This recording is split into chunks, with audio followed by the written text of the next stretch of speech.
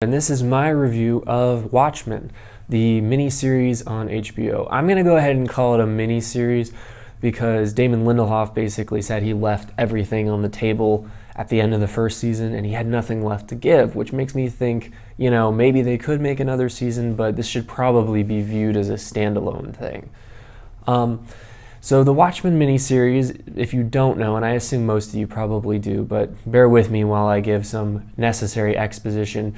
The Watchmen miniseries is a unofficial sequel to the Watchmen graphic novel. Unofficial in that Alan Moore has never really sanctioned any adaptations of his work, so we have to imagine that he doesn't feel very highly of this one.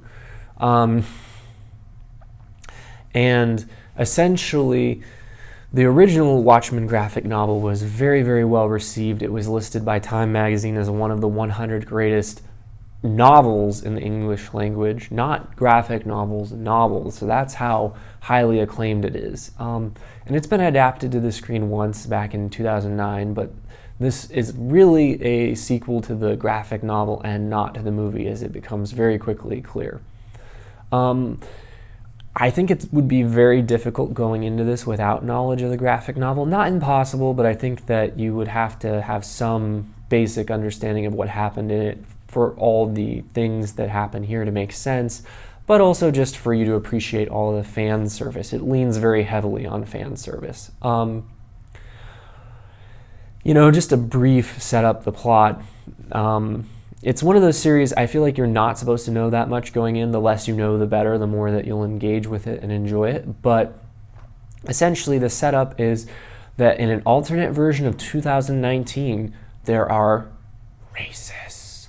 Oh my goodness, it's like totally different than the 2019 that we're in now.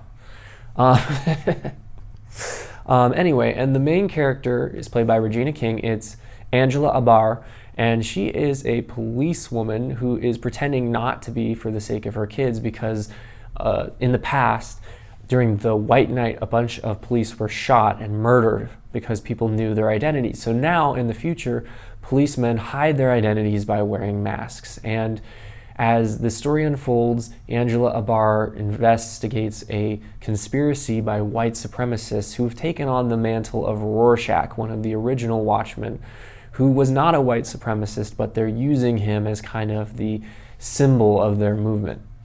So that's about as much as I can get into the plot without giving anything away. If you haven't watched this at this point, you're probably like me, and maybe you were interested, but there was a lot of TV coming out around December and January, so it's possible that you were interested and you just held off. And that was the situation for me, but a lot of you might just not have felt that interested in this, and a lot of you might have just been on the fence. And I'm not here to move you off the fence because I think that it's not necessarily something that you need to see. It was interesting. I finished it, which I have no problem stopping something if I don't think it's worth finishing at all. But it definitely was a long slog. I felt like the first 4 episodes did almost nothing to develop the plot. They just basically set up the world and started being like, well, there are mysteries that you should be interested in, but they didn't actually take the time to give you any of the information that you would need about the characters or what their motivations were, in my opinion. This show was created, as I mentioned before, by Damon Lindelof. He's kind of a controversial person because people kind of see him as someone who takes you down the rabbit hole, as he did with Lost, and just says, oh, I'm going to give you answers, but never does. I will say he does give you answers here, but I personally thought that the answers were very, very ridiculous. Like the solutions to the mysteries don't make much sense, in my opinion. And they expect you to buy some pretty crazy developments. I'll give an example that isn't really a spoiler, but the bad guys obviously are white supremacists, and a lot of the time they're portrayed as almost comical villains in the same manner that Black Klansman by Spike Lee portrayed the white supremacists. But on the other hand, we're also supposed to believe that they're able to make incredibly technologically advanced weapons that they can use to kill very, very powerful beings. And that just is really, really a hard sell. It's kind of just something that you would expect to see in comics. And I get that this is technically based on a graphic novel, but I feel like the original graphic novel was more sophisticated than this. And I expected this to be more sophisticated being on HBO. You know, the writing was not great.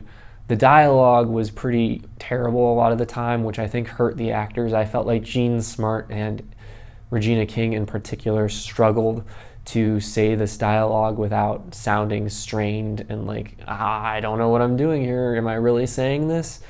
You know, I think that overall there was a good cast. I particularly liked the actor playing Looking Glass, and I liked the performance of Jeremy Irons in a somewhat mysterious role, though if you've guessed who he's playing already, then yes, that's exactly who he's playing. If you think you know who he's playing, yes, that's who he's playing.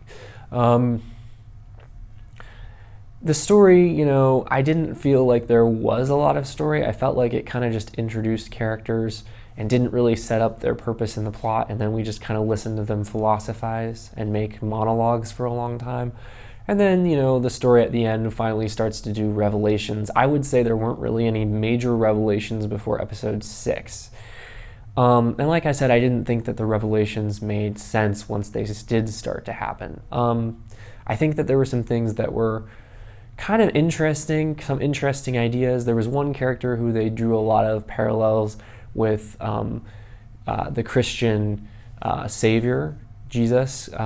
They kind of showed a similarity in that he's a man, but he's God, and how does he relate to humans, and how does it feel to have the ability to force people to love you, but to want to make people choose their love. So that was those were some interesting ideas.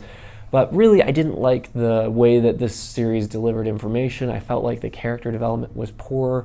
There's one scene in particular where I saw that the show really tells you a lot of things instead of showing you, and that was where they had Gene Smart's character come into a room at the FBI, and a character was explaining the policies that President Robert Redford had enacted. And it was a poorly written scene because, one, it was presented in a slideshow, which is a terrible way to present information in a story, and two, everyone in the room would absolutely know this information already, and three, it was information that had already been presented in the previous episode. Some people have accused this series of being too political. I feel like it was a little heavy-handed with the politics, and I don't mind politics in a story. I don't think it's a reason to hate something, and I don't think it's a reason to love it, but I think that it has to be integrated well into the story, and I didn't think it was here. I thought it was kind of superfluous to the actual narrative. I felt like you could have made a lot of the political elements be something else, and the story would have still made sense. So if I was going to give it a numerical rating, I'd probably give it about a 6. It wasn't terrible. Some episodes were decent. Some episodes were just utterly forgettable.